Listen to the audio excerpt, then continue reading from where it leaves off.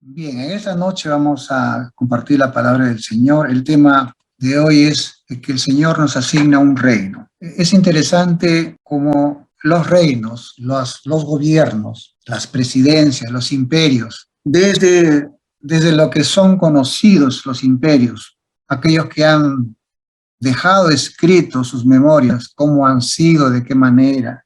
No existe un gobierno humano perfecto. Todos son ensayos. Han habido civilizaciones muy adelantadas. Por ejemplo, yo no sabía que en el siglo II, III de nuestra era, los romanos ya estaban trayendo acero de la China, fíjense, para hacer sus espadas. Y de qué manera los chinos empezaron a hacer el acero y muchas cosas más. A lo que quiero decir es de que, evidentemente, conocemos esos imperios por los registros que han quedado, pero han desaparecido muchos imperios que no sabemos nada de ellos. Quedan vestigios, quedan restos, quedan edificios, quedan palacios, quedan monumentos tremendamente sofisticados. Ahí está lo de Egipto, ahí está lo de Machu Picchu, etcétera. En fin, la palabra dice que los cielos y la tierra pasarán, pero su voluntad de él no va a pasar. Se va a quedar para que se cumpla su voluntad. Por lo tanto, el hombre siempre ha buscado la forma de gobernarse, y eso fue efectivamente lo que Dios le ordenó a Noé. A Noé le dijo que se establezca corte de justicia, o sea, gobiernos. Ahora, ¿de qué forma? A la manera como los seres humanos lo han requerido en su época.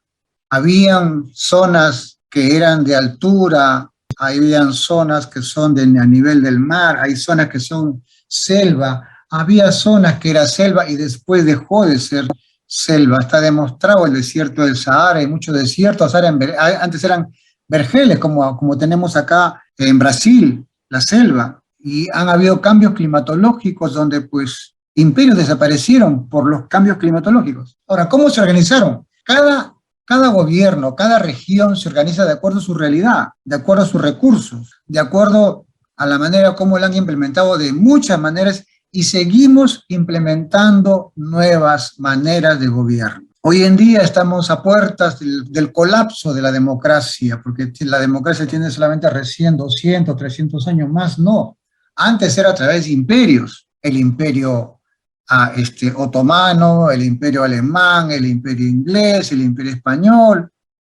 Luego vino un cambio tecnológico, un cambio de pensamiento, se dejó el monopolio de las religiones y la gente se despertó y dijo, ¿cómo es posible que un solo grupito sea dueño de todo y nosotros siendo esclavos? No, entonces empezaron las emancipaciones y hoy estamos viviendo la democracia, que inclusive la democracia se ha desvalorizado, porque la democracia no es nueva. Ya en el siglo VI, quinto antes de Jesucristo, los griegos ya la habían implementado y solamente duró 120 años nada más, por si acaso.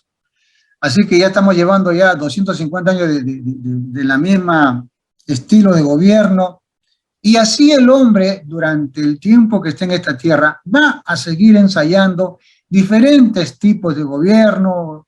Así hemos tenido testigos cómo nació el socialismo, el comunismo, en fin. Y efectivamente, esto no es este fenómeno de cambios de gobierno o ensayos de gobierno. El pueblo de Israel, el pueblo de la Biblia, no está exento de ese tipo de cosas. Ya con Samuel pasó algo parecido, porque habían salido de Egipto, de un gobierno dictatorial, habían pasado por el desierto de una preparación para entrar a la tierra prometida. La entrada a la tierra prometida no fue nada pacífico, tuvo que haber guerra con la intervención de Dios, y era la época de los jueces, la época de los profetas. Entonces, llega un momento en la cual dice acá, en 1 Samuel 8:1, que Samuel se había envejecido y puso a sus hijos por jueces sobre Israel. Y el nombre de su hijo primogénito fue Joel, el nombre del segundo, Abías, y eran jueces en Beersheba, pero no anduvieron los hijos por los caminos de su padre, antes se volvieron tras la avaricia, dejándose sobornar y pervirtiendo el derecho. Y claro, eso tenía que reventar, y efectivamente entonces los ancianos de Israel, los jaján, los sabios de Israel, los ancianos, se juntaron y vinieron a Ramá para ver a Samuel. Y le dijeron, mira, tú has envejecido y tus hijos no andan en tus caminos, por tanto, constitúyenos ahora un rey que nos juzgue como tienen todas las naciones. Ojo, como tienen todas las naciones. Pero no agradó a Samuel esta palabra que dijeron, danos un rey que nos juzgue, y Samuel oró a Jehová. Interesante, ante cualquier situación, se consulta al Señor. Y el Señor le dijo a Samuel, oye la voz del pueblo en todo lo que te digan, porque no te han desechado a ti, sino a mí me han desechado, para que no reine sobre ellos. Interesante. Queremos un rey como todas las naciones, y Dios dice, ellos quieren un rey para que yo, Jehová, o Jehová, no reine sobre ellos. Conforme a las obras que han hecho, desde el día en que los saqué de Egipto hasta hoy, dejándome a mí y sirviendo a dioses ajenos, así también hacen contigo. Ahora pues, oye su voz más, declárales solemnemente contra ellos y muéstrales cómo les tratará el rey que reinará sobre ellos. Y aquí está el tema, amados hermanos. No quieres que el Señor te gobierne, entonces va a tener alguien que gobernarte. Y Samuel les dice, Samuel, 1 Samuel 8:10, refirió todas las palabras de Jehová al pueblo que le había pedido rey. O sea, cuidado, no todo el pueblo, un buen grupo sí. Dijo pues, así hará el rey que reinará sobre vosotros. Tomará vuestros hijos y los pondrá en sus carros y en su gente de a caballo, para que corran delante de su carro. O sea, el rey no va a pelear, sino ustedes van a pelear. Nombrará para sí jefes de miles y de 50, los pondrá a sí mismo para que aren sus campos y cosechen sus mieses, y a que hagan sus armas de guerra y los pertrechos de sus carros. O sea, este rey no va a poner nada, todo lo va a agarrar de ustedes. Tomará también a vuestras hijas para que sean perfumadoras, cocineras y amasadoras en el palacio del rey, o en el grupo de los miembros del reinado. Diezmará vuestro grano y vuestras viñas para dar a sus oficiales y a sus siervos. Tomará vuestros siervos y vuestras siervas, vuestros mejores jóvenes y vuestros asnos, y con ellos hará sus obras. Diezmará también vuestros rebaños y seréis sus siervos, sus esclavos. Y ese día clamaréis a causa de vuestro rey, que ustedes han elegido. Mas yo, Jehová, no responderé aquel día. Y efectivamente, nombran, ya usted sabe, a Saúl.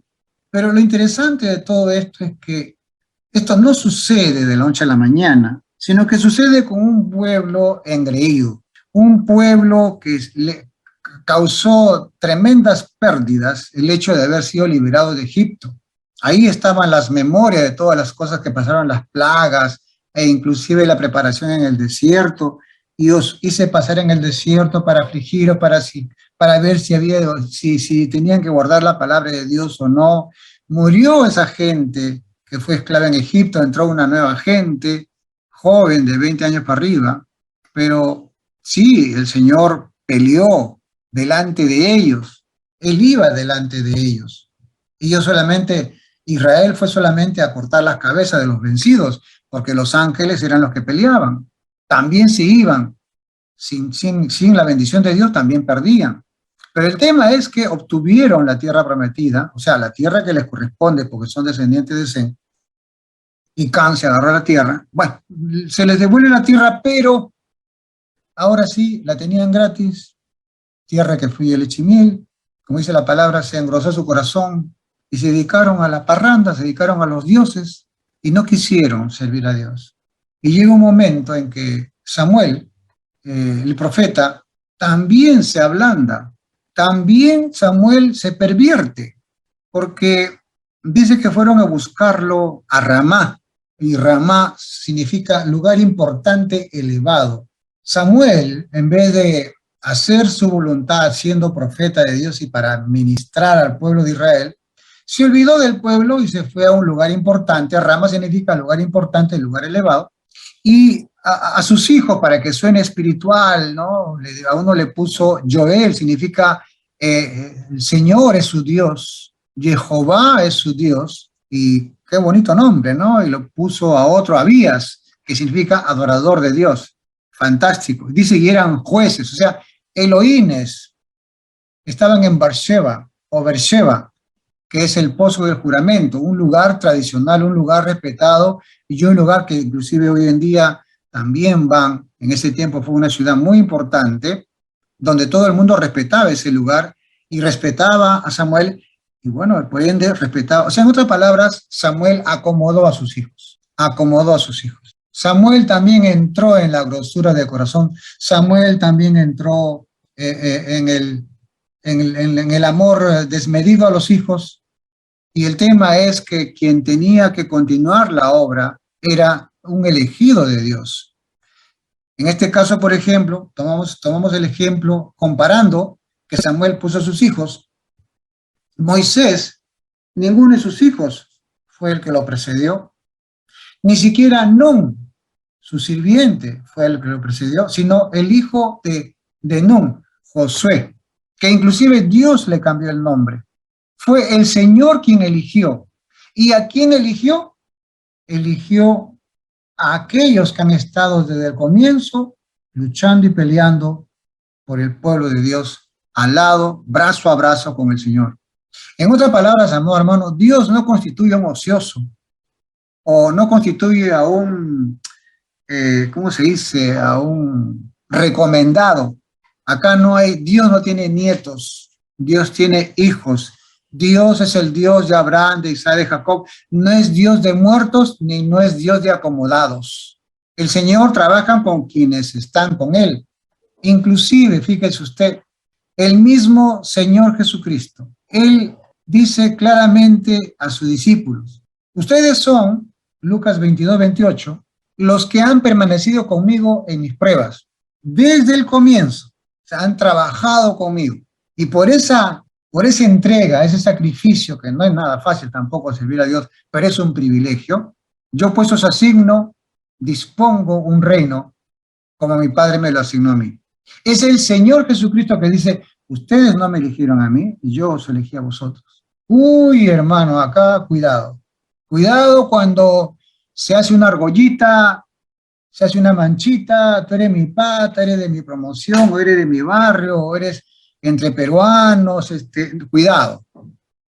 Cuidado, porque así no es la cosa en el reino de los cielos, en el reino de Dios.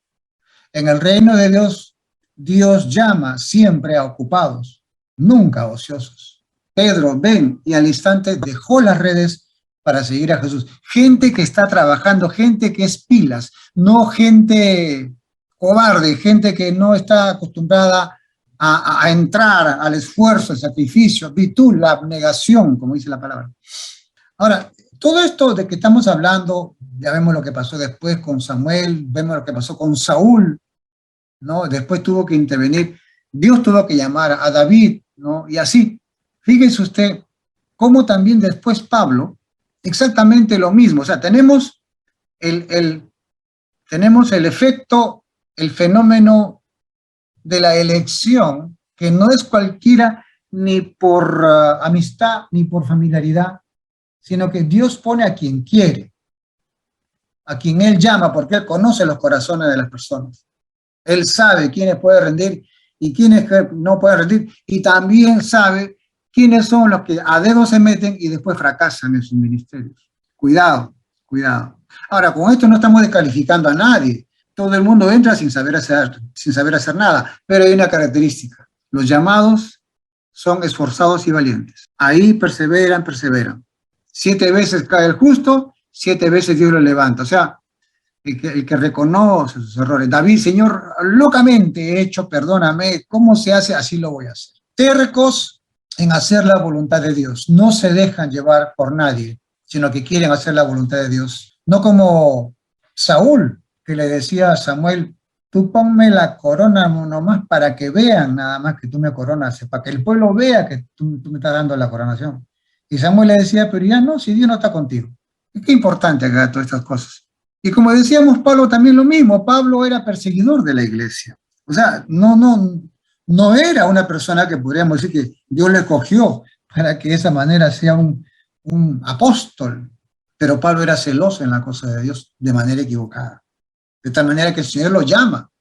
El instrumento útil tú me eres, aunque estás equivocado, estás torcido, pero yo te voy a enderezar. Y ya vemos el proceso que Pablo tuvo que hacer. Por eso Pablo en Efesios 4:11 dice, y él mismo constituyó, Dios mismo constituyó apóstoles, profetas, evangelistas, pastores y maestros, y muchos más ministerios, por supuesto, para la obra y el ministerio, para la edificación del cuerpo de Cristo.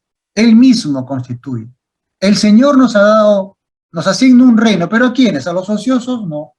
A los que están esperando son a los que caminan, los que ejecutan, los que están trabajando, los esforzados, los valientes. Se nota a un hermano o una hermana que tenga ese espíritu, no. Se nota claramente a los que son desganados, no, sí, Señor quiere, vamos a ver, no, hermano, ya a estas alturas no nos podemos mecer porque nos conocemos los caracteres. Y curiosamente, acá fíjese usted, el siervo de Moisés se llamaba Sun, hijo de Sun, Josué, hijo de Sun. ¿Sabe qué significa Sun? Sun significa dispuesto, dispuesto. Y por eso es que el Señor, también de la misma manera, Él dice acá, yo pues os asigno o dispongo un reino. Sun en hebreo. Yo voy a disponer a los dispuestos, a los que están listos. Y ahora, lo torcido. Los ancianos de Israel se juntaron y vinieron a Ramá, a un lugar especial, elevado, donde estaba solamente la crema y nata.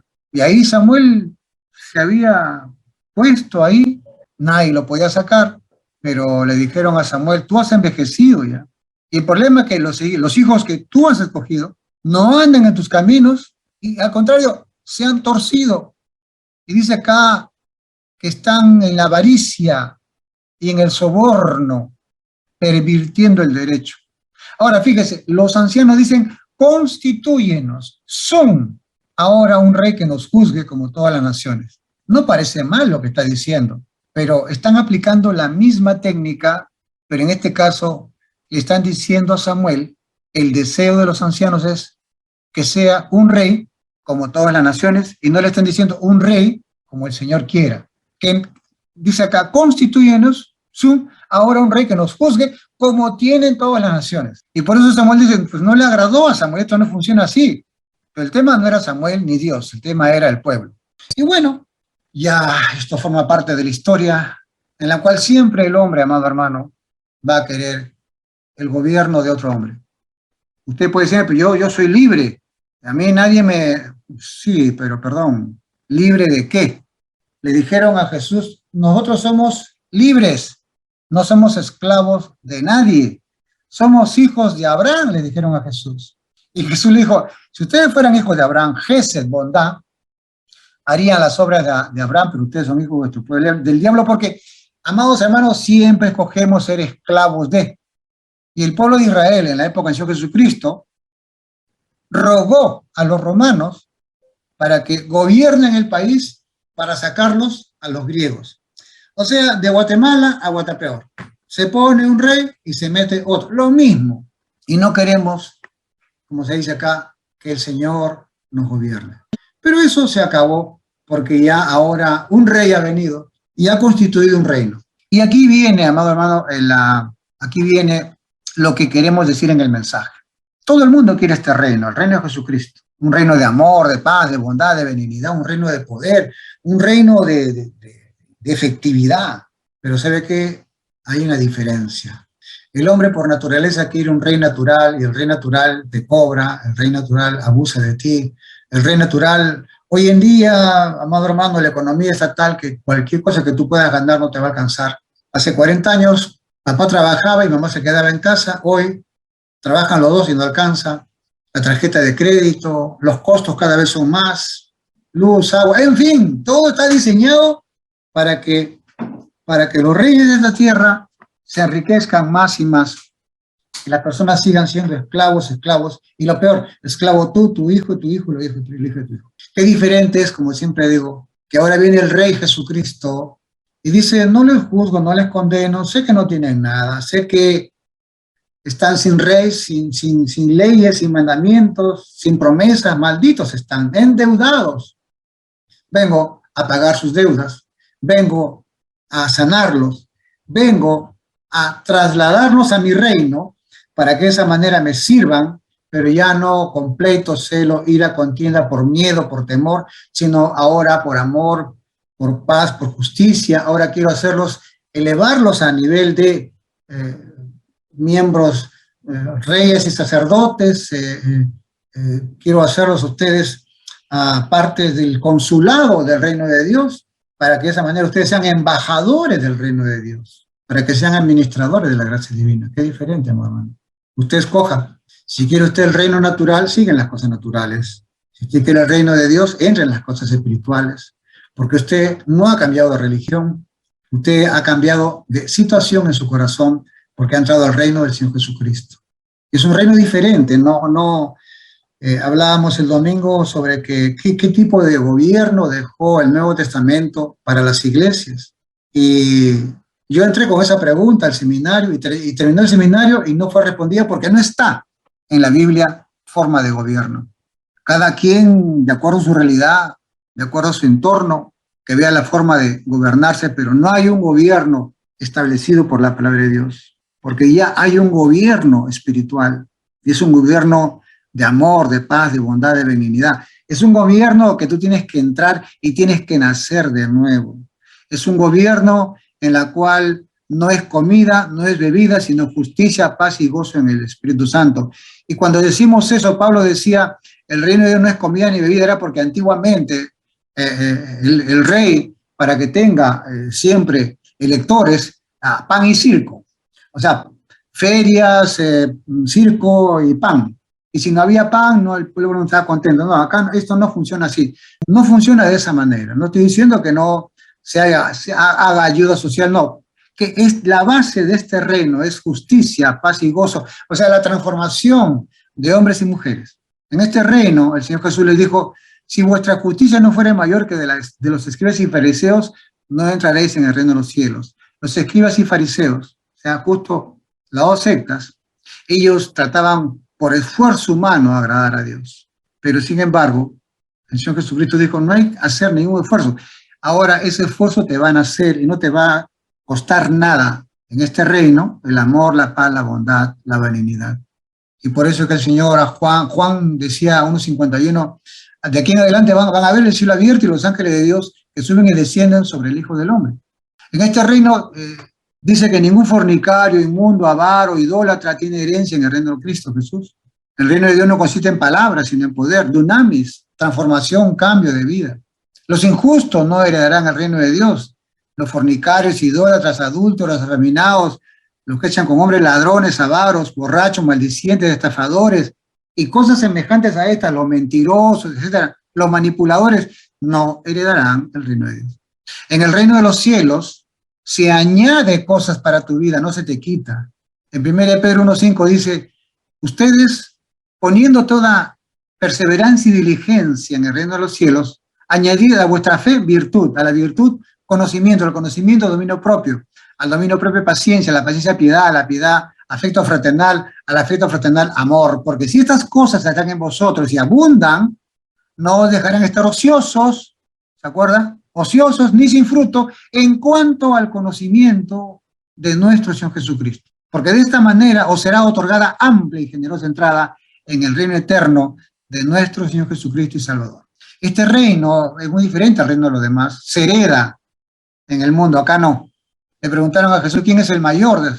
Jesús dijo, pues a ver, que venga, traigan un niño. El Señor le dijo, de cierto digo que si no os volvéis como un niño, no entraréis en el reino de los cielos. Y para terminar, amados hermanos, sepa usted que la única forma para poder entrar a este reino es mediante la humildad, mediante el arrepentimiento.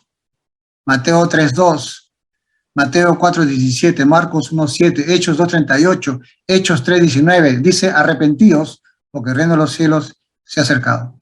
El arrepentimiento, el cambio de vida, teshuvá, el retornar a obedecer a Dios. En este reino, los pobres en espíritu son bienaventurados. En este reino, los que padecen persecución por causa del evangelio son afortunados. En este reino, no todo el que habla, el que dice Señor, Señor, entrará en el reino de los cielos, sino aquel que hace la voluntad de mi Padre que está en los cielos. Y por último, amado hermano, se nos dice que tenemos que predicar el reino de Dios, porque en Mateo 10:7 dice, y yendo a predicar diciendo, el reino de los cielos se ha acercado, arrepiéntanse. Esto es mucho mayor de lo que nos imaginamos o lo que nos han hecho entender. Esto es mucho más que hombres y mujeres, por más destacados que sean. Y el Señor Jesucristo siempre habló del reino, todas las parábolas. El reino de los cielos es semejante a un hombre que sembró buena semilla en su campo. El reino de los cielos es semejante al grano de mostaza que un hombre tomó y sembró en su campo. Mateo 13:24, Mateo 13:31. Todo tiene que ver con el reino de los cielos. Un reino invisible que no se ve, pero que está en tu corazón y en mi corazón. Y es un reino, amado, que te bendice, es un reino que cada día te da más y más y más. ¿Y qué tenemos que hacer? Bueno, nacer de nuevo, ser como niños. Por eso hablamos de las características de Dios, de las cualidades del Señor Jesucristo, del carácter de Dios en tu vida y en mi vida. Y eso es personal, íntimo, privado. Solamente tienes que acercarte a Jesús, dejar que Él te hable, te escuche, ser sensible a eso. Nadie tiene el secreto para decir, mire, esto va a ser así, así, vas a empezar por acá. No, Dios es un Dios personal.